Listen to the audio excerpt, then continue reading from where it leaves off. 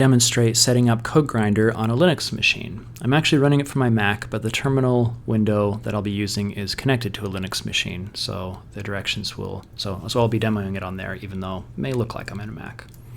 I'm actually going to do this on Orpington, which is an ARM Linux machine, but the instructions are almost identical for a typical laptop or desktop running Linux, or if you were to connect into a server using PuTTY from Windows or something like that.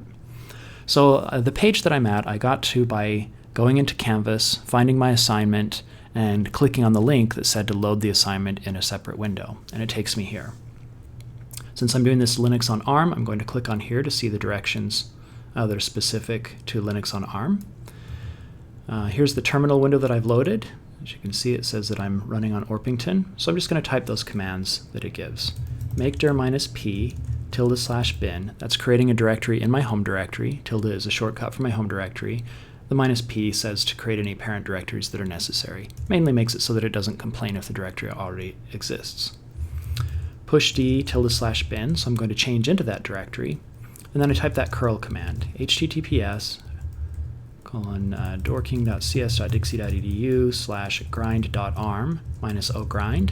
If you're doing this on an Intel-based Linux installation, it will be grind.linux instead, but that'll be in the directions.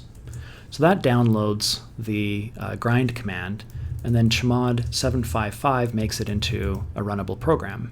popd takes me out of that directory and back to where I was before I loaded that. Now the directions say to log out and log back in, so I'm going to quit. This is going to take me back to the machine I used to connect to Orpington, and I'm going to rerun the SSH command that brings me back. I type grind, and it works.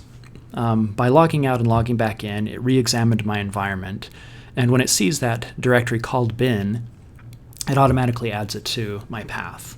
So if you're doing anything that's a Debian-based system, that will probably be enough to make it runnable. If not, the directions are right here. You need to create or modify a file called .profile in your home directory. It's probably there already, and add this line to it, and then log back out and in again.